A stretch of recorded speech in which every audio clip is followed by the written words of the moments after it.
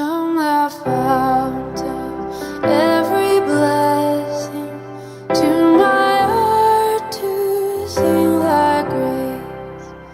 Streams of mercy never ceasing, call for songs of loudest praise. Teach me some melodious song, sung by flaming tongues above. Praise the mount I'm fixed upon, mount of thy redeeming love. Here I raise mine Ebenezer, hither by thy help I've come, and I hope by thy good pleasure safely to arrive at home. Jesus saw me when a stranger, wandering from the fold of God.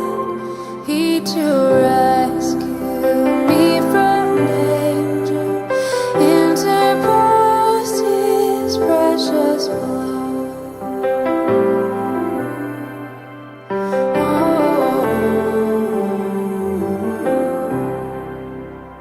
Oh, to praise how great a debtor daily I'm constrained to be. Oh, let thy goodness like a fetter bind my wandering heart to thee. Prone to wander, Lord, I feel it. Prone to leave the God I love. Here's my heart, oh, take and seal it for thy courts above. Prone to wander, Lord, I feel it. Prone to leave the God I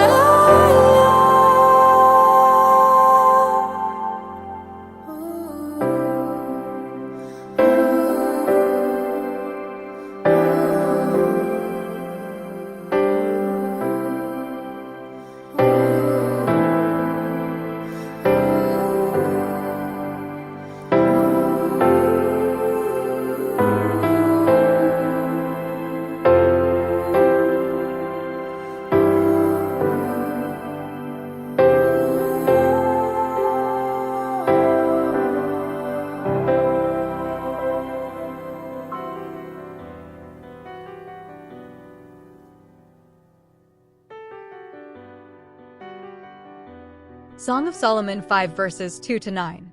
I sleep, but my heart waketh.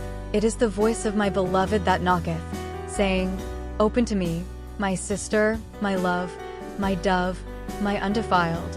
For my head is filled with dew, and my locks with the drops of the night. I have put off my coat, how shall I put it on? I have washed my feet, how shall I defile them? My beloved put in his hand by the hole of the door, and my bowels were moved for him. I rose up to open to my beloved, and my hands dropped with myrrh, and my fingers with sweet-smelling myrrh upon the handles of the lock. I opened to my beloved, but my beloved had withdrawn himself, and was gone. My soul failed when he spake. I sought him, but I could not find him. I called him, but he gave me no answer. The watchmen that went about the city found me. They smote me, they wounded me. The keepers of the walls took away my veil from me. I charge you, O daughters of Jerusalem, if you find my beloved, that ye tell him that I am sick of love. What is thy beloved more than another beloved, O thou fairest among women? What is thy beloved more than another beloved, that thou dost so charge us? Maranatha Overview, July 9, under threat of death. For if thou altogether holdest thy peace at this time, then shall their enlargement and deliverance arise to the Jews from another place, but thou and thy father's house shall be destroyed. And who knoweth whether thou art come to the kingdom for such a time as this? Esther 4, verse 14. Wonderful events are soon to open before the world. Then of all things is at hand. The time of trouble is about to come upon the people of God. Then it is that the decree will go forth forbidding those who keep the Sabbath of the Lord to buy or sell, threatening them with punishment and even death if they do not observe the first day of the week as the Sabbath. The decree which is to go forth against the people of God will be very similar to that issued by Ahasuerus against the Jews in the time of Esther. Satan instigated the scheme in order to rid the earth of those who preserved the knowledge of the true God. But his plots were defeated by a counterpower that reigns among the children of men. The Protestant world today see in a little company keeping the Sabbath a Mordecai and a gate. His character and conduct, expressing reverence for the law of God, are a constant rebuke to those who have cast off the fear of the Lord and are trampling upon his Sabbath. The unwelcome intruder must by some means be put out of the way. The same masterful mind that plotted against the faithful in ages past is still seeking to rid the earth of those who fear God and obey his law. Satan will excite indignation against the humble minority who conscientiously refuse to accept popular customs and traditions. Men of position and reputation will join with the lawless and the vile to take counsel against the people of God. Not having a thus saith the Scriptures to bring against the advocates of the Bible Sabbath, they will resort to oppressive enactments to supply the lack. On this battlefield comes the last great conflict of the controversy between truth and error, and we are not left in doubt as to the issue. Now, as in the days of Mordecai, the Lord will vindicate his truth and his people." End quote. A while before the death decree, the saints would have already been sealed. We will step out on faith and nothing will faze us. There will be some among us who will cling to this hope, but their hope will be vain. They did not follow the reforms and they cannot be helped by heaven or men. They are deluded. Anyone sinning at that time will not have a shelter for their heads. We need not worry about man's decrees, but that of God's. Just before Israel went into the promised land, there was an alarming departure from the right. Balaam led them into sin. Because he was seen by Israel as a prophet, he easily deceived them. They were led into sexual sins and inordinate feastings and began to practice their rituals even within the camp. They suffered the plagues of God, and the heads of the leaders were taken from their necks and hung up before all to see. Ellen White warned that just before the execution of public and governmental persecutions, a large class of Adventism will see things like the rest of the world does and worship the false Christ and the papacy. Signs, wonders, miracles, and supernatural sights will be prevalent along with out-of-this-world spiritualism. Talking to dead loved ones, angels, and receiving messages from entities that show up, giving them dreams, visions, and even a seeing and touching experience. Given time, these false brethren will lose courage and eventually become our worst persecutors. The true 144,000 will not be easily weeded out, as there are others among us, primarily the deluded, angels and demons. Literally, there is no one you can trust. We will be blamed for the world war that is going on at that time, and the whole world will mysteriously league with each other to eradicate a common enemy, which would be Sabbath keepers. They are all possessed and controlled by evil angels. No joke. Those amidst us will be filled with worry, but God would have already taken away his true people's cup of sufferings. These brethren and the rest of the world will drink wrath to its last dregs, and then Jesus will come to eliminate the remaining. Quote from the Patriarchs and Prophets, Apostasy at the Jordan. Whoa. At first, there was little intercourse between the Israelites and their heathen neighbors, but after a time, Midianitish women began to steal into the camp. Their appearance excited no alarm, and so quietly were their plans conducted that the attention of Moses was not called to the matter. It was the object of these women, in their association with the Hebrews, to seduce them into transgression of the law of God, to draw their attention to heathen rites and customs, and lead them into idolatry. These motives were studiously concealed under the garb of friendship, so that they were not suspected, even by the guardians of the people. At Balaam's suggestion, a grand festival in honor of their gods was appointed by the king of Moab, and it was secretly arranged that Balaam should induce the Israelites to attend. He was regarded by them as a prophet of God, and hence had little difficulty in accomplishing his purpose. Great numbers of the people joined him in witnessing the festivities. They ventured upon the forbidden ground and were entangled in the snare of Satan. Beguiled with music and dancing, and allured by the beauty of heathen vestals, they cast off their fealty to Jehovah. As they united in mirth and feasting, indulgence in wine beclouded their senses and broke down the barriers of self-control. Passion had full sway, and having defiled their consciences by lewdness, they were persuaded to bow down to idols. They offered sacrifice upon heathen altars and participated in the most degrading rites. It was not long before the poison had spread, like a deadly infection, through the camp of Israel. Those who would have conquered their enemies in battle were overcome by the wiles of heathen women. The people seemed to be infatuated. The rulers and the leading men were among the first to transgress, and so many of the people were guilty that the apostasy became national. Israel joined himself unto Balpeor. When Moses was aroused to perceive evil, the plots of their enemies had been so successful that not only were the Israelites participating in the licentious worship at Mount Peor, but the heathen rites were coming to be observed in the camp of Israel. The aged leader was filled with indignation, and the wrath of God was kindled. Their iniquitous practices did that for Israel, which all the enchantments of Balaam could not do. They separated them from God. By swift coming judgments, the people were awakened to the enormity of their sin. A terrible pestilence broke out in the camp, to which tens of thousands speedily fell a prey. God commanded that the leaders in this apostasy be put to death by the magistrates. This order was promptly obeyed. The offenders were slain, then their bodies were hung up in sight of all Israel, that the congregation, seeing the leaders so severely dealt with, might have a deep sense of God's abhorrence of their sin and the terror of his wrath against them. All felt that the punishment was just, and the people hastened to the tabernacle, and with tears and deep humiliation confessed their sin.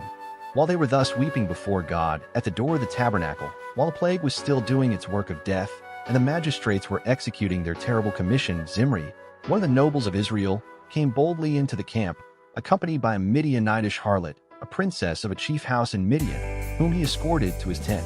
Never was vice bolder or more stubborn. Inflamed with wine, Zimri declared his sin as Sodom and gloried in his shame. The priests and leaders had prostrated themselves in grief and humiliation, weeping between the porch and the altar, and entreating the Lord to spare his people and give not his heritage to reproach, when this prince in Israel flaunted his sin in the sight of the congregation, as if to defy the vengeance of God and mock the judges of the nation. Phinehas, the son of Eleazar the high priest, rose up from among the congregation, and seizing a javelin, he went after the man of Israel into the tent, and slew them both. Thus the plague was stayed, while the priest who had executed the divine judgment was honored before all Israel, and the priesthood was confirmed to him and to his house forever. End quote. The only way at that stipulated time for a true remnant to die is to continue in sin.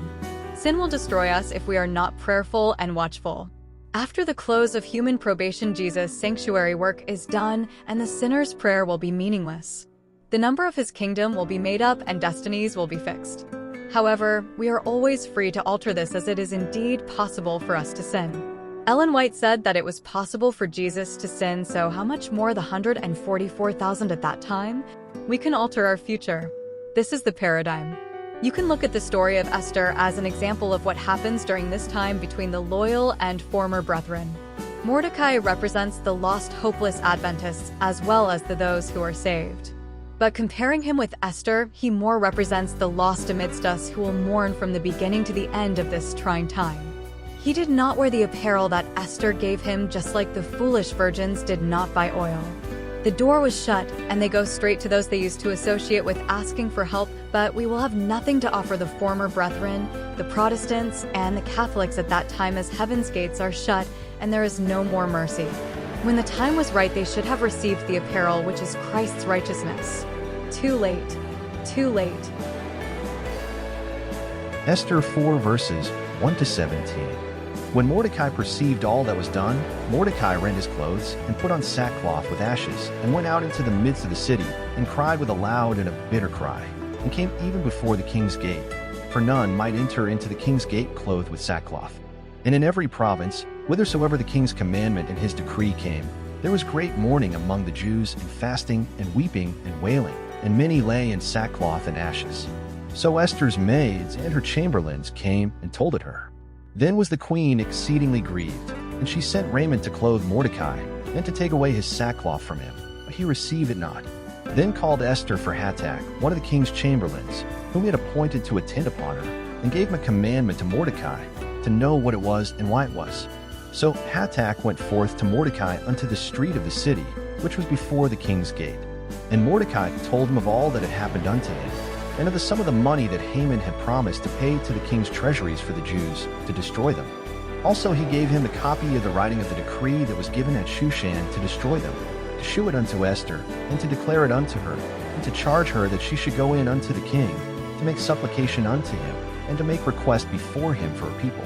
And Hatak came and told Esther the words of Mordecai. Again Esther spake unto Hatak, and gave him commandment unto Mordecai. All the king's servants and the people of the king's provinces do know that whosoever, whether man or woman, shall come unto the king into the inner court, who is not called, there is one law of his to put him to death, except such to whom the king shall hold out the golden scepter, that he may live. But I have not been called to come in unto the king these 30 days. And they told to Mordecai Esther's words. Then Mordecai commanded to answer Esther, Think not with thyself that thou shalt escape in the king's house, more than all the Jews. For if thou altogether holdest thy peace at this time, then shall their enlargement and deliverance arise to the Jews from another place, but thou and thy father's house shall be destroyed. And who knoweth whether thou art come to the kingdom for such a time as this?